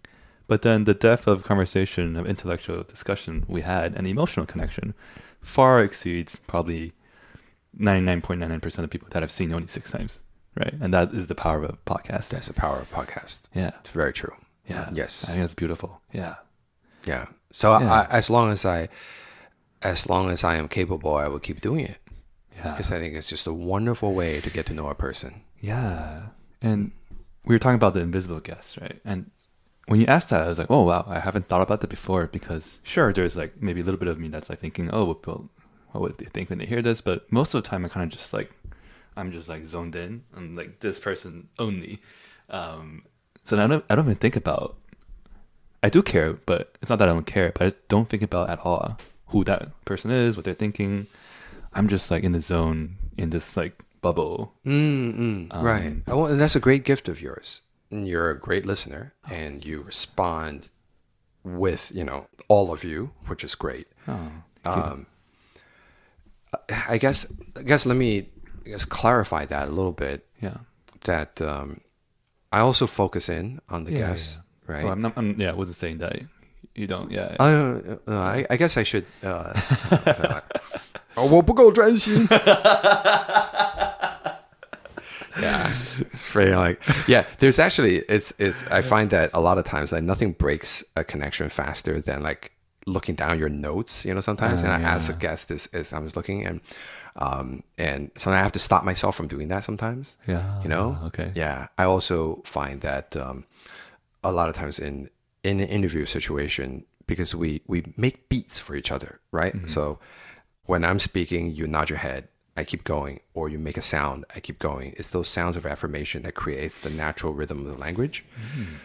But if you were to record all of that, sometimes it comes out as a lot of noise, actually. It would sound like, you're going, a little bit too much. So sometimes in post, we would mute our own track, right? Or, as I've learned later, then maybe I just don't talk, right? However, I would just I would still nod my head so the person would know that I'm with them and they could keep going. Now that I live in New York, we have to do a lot of our stuff like, online. There's a time delay plus, right, everything. And so that is one thing that I found actually very, very difficult. Yeah. I have to respond verbally so that they can be encouraged to know that that is a thing to keep going.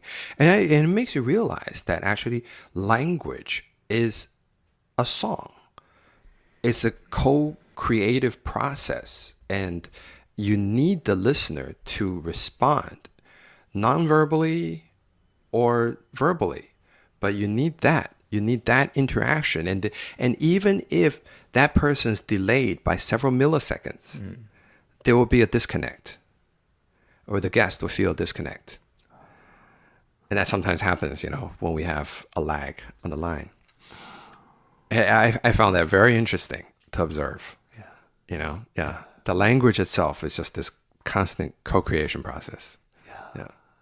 There's a time where I was doing online interviews too, and then when I moved back to Taiwan, I started doing this in person, and it's just not the same to me. Like, Yes. Yeah, the magic is just nuances. Nuances. It's not the same. Yeah, it's not the same. We try to as much as possible, right? And I've done some very, very good interviews online. Yeah. Strong internet connection, definitely needed. And I think what happens then is you need to kind of pre-interview sometimes, instead of just going completely sort of just riffing off of the moment. Having a certain script or a storyline, and then letting the person know that they're cued to tell that story. And then, so the person will tell that story as they feel comfortable and then they could sort of go on their autopilot when they're doing that. But then after the finish, it's still very important for you to respond to that story and not just jump to the next question. Yes. Right. Yes. Which is just, that's what a lot of the amateurs do. That's a very big beginner mistake. Yeah. It's just to have this thing and just go completely just boom, boom, boom. It feels weird. But you'd be surprised. I feel like so many people do that. Yes. Right? A lot of people do that. And you know what? The end result is also good enough. Yeah. As long as you have good enough questions, right, good, thoughtful questions, you will get 88% of the way there. Very specific. Yeah. But then, there's still something that it's irreplaceable about, a kettle of tea, 2 microphones, 2 dudes sitting here, microdosing. Not. We're missing just a hookah and we're set. Oh, man. Yeah. But as you've done a lot more interviews, do you just sometimes just let yourself riff and just let it happen? Because a lot of times people want to have set questions. Oh, yes. There are the sake certain of being types of prepared. people that will get very upset at you if you don't have the set questions. Have you ever met some people like that? Yeah, maybe upset. Yeah, definitely. Yeah. I guess one thing I think is interesting is I think a lot of people, when you do interviews, maybe it's their first time seeing them, right? And sometimes people have this thing called obao. They're not willing to let go of their guard, and they're kind of just giving really, really like guanfang or rehearsed answers. Yes. And then the magic is just not there. You don't feel the spontaneity. You don't feel the connection. Do you ever feel that way sometimes? And how do you usually kind of break down that wall? Yes, sometimes you feel that. Yeah. Sometimes you feel that. And then you try to do something to sort of upset that balance. Right. Throwing them a curveball to see how they will react. Oh, okay. And sometimes if they, you go off script, you ask them something that probes a little bit too deeply. For example, just asking them why. Really? Yeah. Well, they talk about something and then you're like, well, why did you act this way, or why something like, some people are not used to, because they just have this pre-rehearsed scripts of things that they talk about, right? And then as you go one level deeper, you're trying to understand their motivation, they get all freaked out, right? And then the 经纪人 is over on the side over there, and be like, next question, and that's happened, right? That's happened. And then if I encounter a wall, then I'm like, okay, I realize that you have not decided to put down your guard. And if that's the case, I'm not an investigative reporter. I'm not here to try to dig out try to make you 失态, right? And so I'm going to get some of the information, the basic information that I need. But then, we'll be on our way. Yeah. No harm, no foul. Right? Okay. Yeah. Okay. Interesting. But a lot of times some of them actually prefer to actually be more themselves. Yeah. Then afterwards, they feel very good. Actually, they feel like wow, hey, actually I had a good time at this interview. It wasn't just another one of those like run-of-the-mill interviews. Yeah. And one thing I noticed that a pre-indicator of what will be a really good interview is sometimes I don't send them any information about the show, about the questions. And if they don't ask for it, I know, oh, this will be good. If they ask for it, then I'm like, okay, maybe they're just being careful. Sometimes it still turns out great, but there is a chance that they are like, not as open but if they never ask for it, usually it turns out better. I agree with you. I think if that is your observation, then that is your observation. But I will also throw out this possibility of someone who would ask, wouldn't they be kind of operating more prudently, or being more,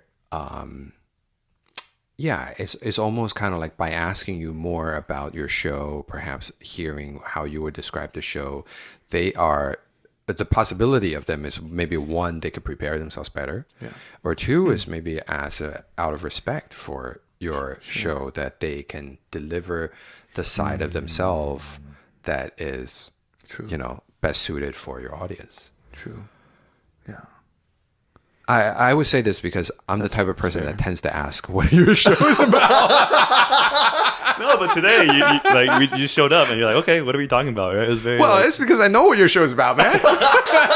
Well, but still, it's like you would have guessed, like, okay, what are the questions? What are we going to talk about?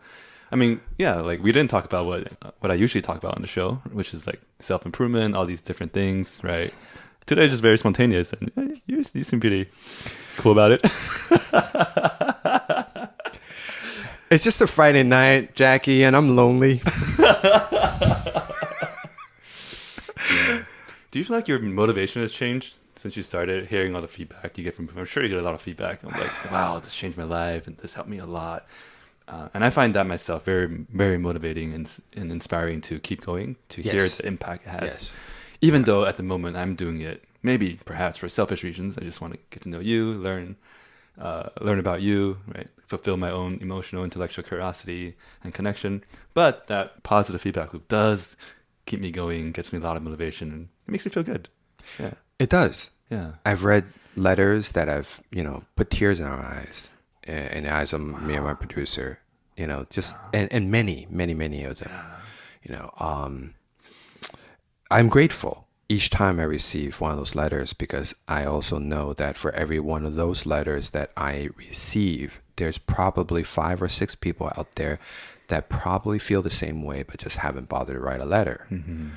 And does that keep me going? Well, that is one of the things that keeps me going, yes. Oh. But I think in this moment, we have, we're both blessed with the opportunity to actually be able to do this, and to actually have, an audience, right? Again, I'm thinking about this invisible audience. How much do we put them into our mind? Because if we put too much of them into our mind, then we perhaps lose the moment. Exactly. There's that potential, right? Exactly. But at the same time, is like there is something that you're going for in your show, a certain vibe, right? A certain something. Even when you're selecting what portions to use for your reels, I mean, there's something there. The curation of your show has to represent something about you, right? So I think the same way with me. For me, doing the show, it's like the same. Yeah, I'm curious. How do you control yourself to not talk for like 4 hours, 5 hours? Because I feel like you're easily the type of person that can go deep with someone for hours and just like keep riffing, right? But then for the sake of the show, for the sake of the sanity of your producer, right, you gotta like at some point say like, all right, well, we gotta call it. Yeah, we gotta call it. But sometimes like I feel bad for my producer, because sometimes go like a month ago I did like a 5.5 hour episode, and that has been one of the best performing episodes I've ever had. Wow. 5.5 hours. And you just put the whole thing up? No, I cut it into 2. Okay. So sounds But still, it's like... Not the whole thing. It was edited a little bit. Wow. Down That's what, to... like 2.5 and 2.5 almost? Down to like 4 hours total. Wow. So I cut out 1 hour. 2. But that was one of the best performing episodes I ever had because just the depth of it. Who did you interview? Mika, the travel writer. Okay. Also a mother. Was it something about the moment or the interaction that just made you not want to stop? I think neither of us wanted to stop, or neither of us even realized how long it's been. Yeah. And one of those are just the most magical feelings. Yeah.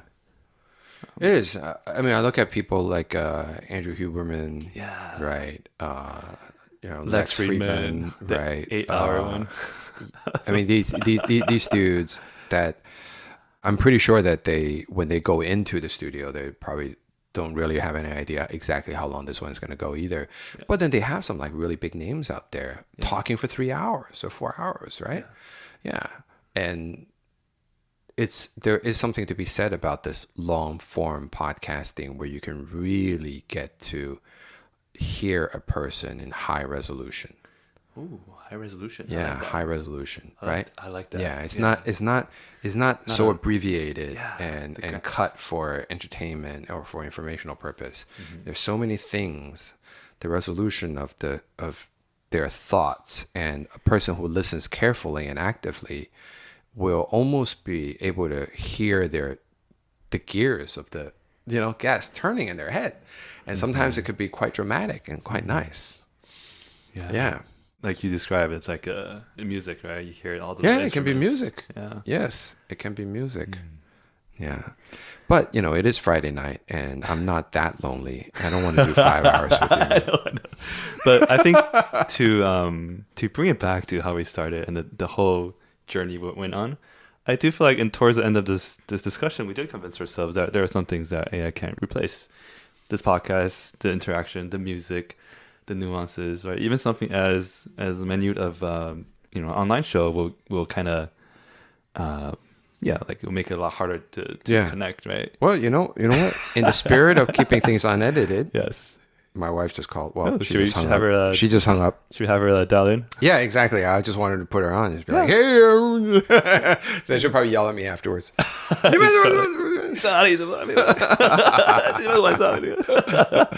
would have been cool if you have her on air. Yeah, she hung up though. I wanted to put her on air. Oh man. Yeah, but she doesn't like surprises like that though. You sure? You call her back and. Nah. Yeah, but that's probably a great sign that I should let you go. It is Friday night, and it has been 2 hours. Later, I'll be like, "Thanks, wifey, for calling me. We already preset. Before 11, you got to give me a call so I can end this with Jackie." I have a feeling Jackie is the type of guy that would just not stop that can't get social cues. You have to call me at 10:52 exactly, so it's natural and you can't call me on the spot. You can't call me at 11 because it's too obvious. You got to call me at 10:52. Exactly. So well timed. Yeah, but this has been great. Thank you for the book. Thank you for sharing all the thoughts on AI, on adversity, and podcasts and all the books we talked about. Again, this is like completely unscripted, and it was very nice just to riff. In English. Yeah. Also, I forgot. I forgot we were doing English the whole time. Yeah, we're doing English the whole time. It's quite a break for, but it's certainly. I would say that the pleasure goes both ways. Yeah. Thank you. Certainly. Thank you for being you. Wow, that is one of the nicest things anyone's ever said to me. Thank you for being you. Wow. Yeah, keep being you, because then you bring out that side of people. I can certainly say that I haven't said 80% of the things I said in this interview anywhere else. Yeah. Wow, appreciate it. Yeah, and thank you for being here on a Friday night, spending 2 long hours going deep with me. Yeah. There we go. Always a pleasure. Yeah. Anytime. Yeah. Okay. Anytime. Till we meet again. Till we meet again. Thank you. Thanks, Jackie. All right. Bye. All right. How about that? That was great.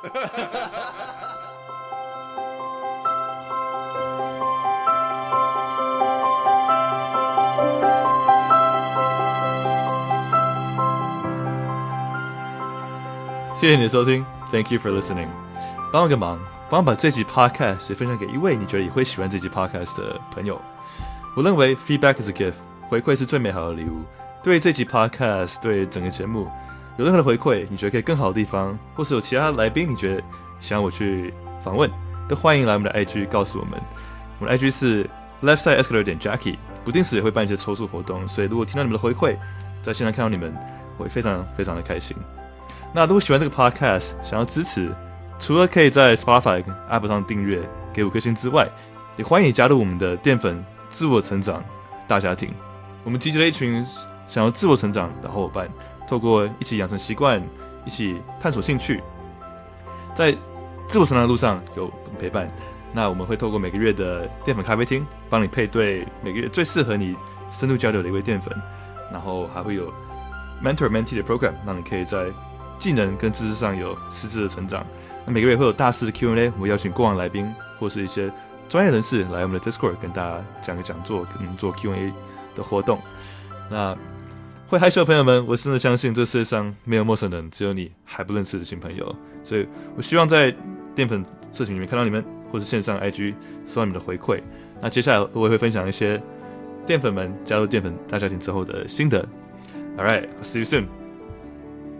加入淀粉时间大概2个月的时间。我觉得因为在淀粉社群会遇到的人都不是过去的生活圈嘛，所以比较不会聚焦在关系啊、连接这些事情上面，反而是会因为议题、兴趣还有想法去结交朋友，然后可以更好的分享这些感受。我是在疫情的时候，就是2021年的时候加入淀粉，我自己觉得是一个很棒的旅程，因为在这边认识很多好朋友。最大的不同，我觉得是有更多的勇气做自己想做的事情。当我想做什么事的时候，我第一个念头会是说，我要做吗？是我想要的吗？那要我就去做，而不是说，我会不会做不到？我今年1月才加入，然后我觉得到目前最大的收获就是这里的人都能量很够，然后可以让我想到很多东西，例如之前的咖啡厅交流，然后跟不同人聊天，然后可以激发自己的很多想法。我加入淀粉超过了1年，到今年的8月就2年。